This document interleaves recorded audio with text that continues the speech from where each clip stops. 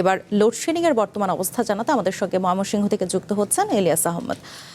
ইলিয়াস, ঘন ঘন লোডশেডিং এর কারণে সাধারণ মানুষের যে চরম ভোগান্তি হচ্ছে আসলে তা নিরসনে কোনো উদ্যোগ নেওয়া হয়েছে কিনা জানাবেন, এবং এ নিয়ে আসলে পল্লী বিদ্যুৎ সমিতি কিছু বলছে কিনা?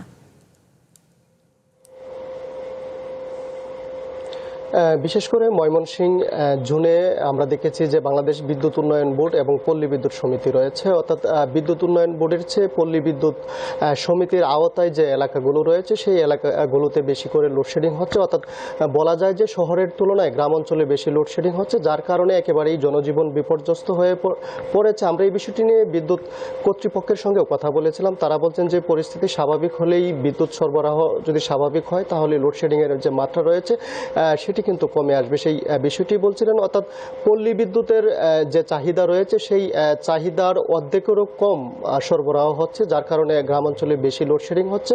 আর যদি বলি যে পিডিবি, যেটি বাংলাদেশ বিদ্যুৎ উন্নয়ন বোর্ড, তাদের চাহিদার তুলনায় যে সরবরাহ সেখানেও কিন্তু অনেকটা ঘাটতি রয়েছে, যার কারণে শহর অঞ্চলেও কিছুটা লোডশেডিং হচ্ছে এবং এতে করে সাধারণ মানুষ বিপাকে রয়েছেন এবং জনজীবন অস্বস্তিকর অবস্থার মধ্যে পড়েছেন। আমরা এখন রয়েছি বাংলাদেশ বিদ্যুৎ উন্নয়ন বোর্ড ময়মনসিংহের দক্ষিণ অঞ্চল যে রয়েছে, এখানকার নির্বাহী প্রকৌশলী রয়েছেন সুব্রত রায়, ওনার সঙ্গে একটু যুক্ত হব। জানতে চাই কি কারণে প্রতিনিয়ত লোডশেডিং হচ্ছে এবং সেই পরিস্থিতি কবে নাগাদ স্বাভাবিক হবে?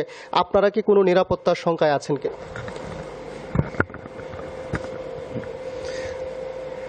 আমাদের বর্তমানে যে পরিবেশ পরিস্থিতি, আমাদের লোডশেডিংয়ের পরিমাণ এখন গত কয়েকদিন যাবৎ খুব কম। লোডশেডিং আপাতত নাই বলতেই চলে। গত 2-3 দিন যাবৎ আমাদের ময়মনসিংহ অঞ্চলে আমাদের মন্ত্রণালয়ের সাথে যে মিটিং হয়েছে, মিটিংয়ে আমাদের লোড কীভাবে বাড়ানো যায় এটা নিয়ে আলোচনা হয়েছে। আর নিরাপত্তা, আমাদের আসলে বর্তমানে নিরাপত্তার কোনো ঝুঁকি নেই। তিনি বলছিলেন যে তাদের যে সরবরাহ সেটি কিন্তু অনেকটাই স্বাভাবিক রয়েছে এবং নিরাপত্তাজনিত কোনো ঝুঁকি কিন্তু নেই, সেই বিষয়টি বলছিলেন।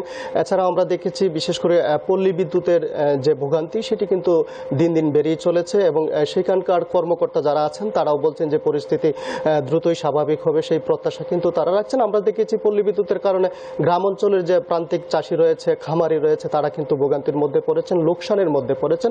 তারাও চাচ্ছেন যে এই পল্লী বিদ্যুতের সরবরাহ যেন স্বাভাবিক হয়। এই ছিল আমার কাছে ময়মনসিংহ থেকে সর্বশেষ। ধন্যবাদ ইলিয়াস। লোডশেডিং এর বর্তমান অবস্থা জানাতে এতক্ষণ আমাদের সঙ্গে ময়মনসিংহ থেকে যুক্ত ছিলেন ইলিয়াস আহমদ।